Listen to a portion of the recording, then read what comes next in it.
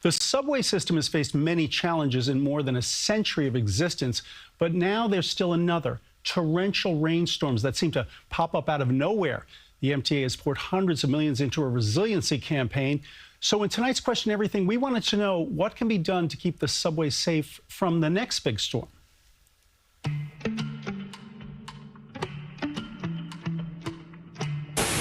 If you haven't noticed, just one nasty rainstorm can put what's underground underwater and send people scrambling, even skipping to safety. I'm a subway rider. I mean, that's how I get to school. That's how I get around the city. KK Cronin told us she'd rather not go with the flow. It's really scary because when I see like a really crazy rain day, I honestly get nervous. Like, what if I get stuck in a station and I'm trapped? How do I get out? Vita Cruz fears being caught by the water. Most of the time it is frightening because if that happens, you're just stuck here and we're underground, so there's no way out really. There's no emergency exits.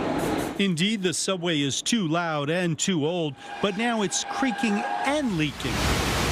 So we wanted to know, how can it withstand the next deluge? How old the system is. Just look at this. Yeah. This looks ancient. We got a kind of tour through time with Eric Wilson. He's the vice president of climate planning at the MTA, but his focus is how to plug the holes in what may be the leakiest basement in the world. The idea is to incorporate climate resilience into all of those projects, bit by bit. When the subway opened in 1904, nobody could anticipate what the weather would be like some 120 years later.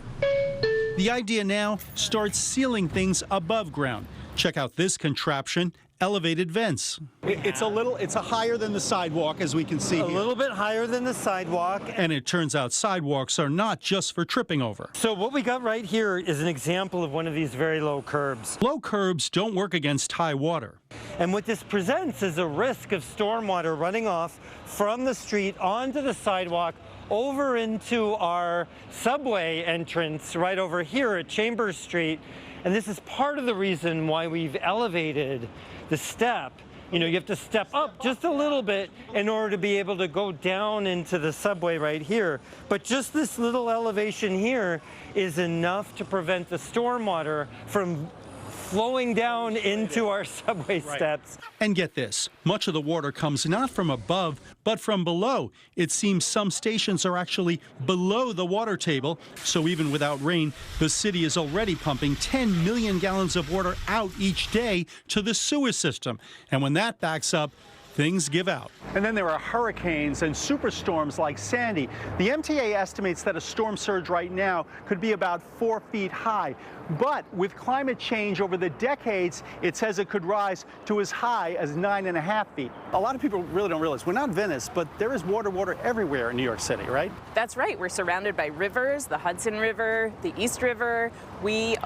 A lot of people forget that Manhattan is an island, Long Island, which contains Brooklyn and Queens, is an island, and these water levels are rising every year. Sarah Kaufman is the director of the NYU Rudin Center for Transportation. She says the city has already been battening down its hatches. Here on the east side, there is a new retractable gate that will activate when the water reaches a certain level in the East River. We are building quite a few sponge parks, which are... Sponge parks? Sounds like a cartoon. That's right. And basically, they can absorb water, and most of the time, they're just regular parks. But in the event of a storm, they can help absorb water so that it doesn't go into homes, businesses, and the subway. There are storm doors with bolts and flex gates along with flood logs, but at some point, there's only so much you can do. There's no silver bullet for climate adaptation. We're not going to build a giant wall around the city. But isn't it becoming like a whack-a-mole for you guys because of these storms? Look, we don't have a choice. We must adapt New York City's subway system so that people can get to where they need to go. Stand clear of the closing doors, please. Stand clear of that door. Now, among other things, the MTA is hoping for an upgrade to the city's sewer system where things get backed up. They say since they don't know when the next torrential rain will happen, they have to be ready for anything.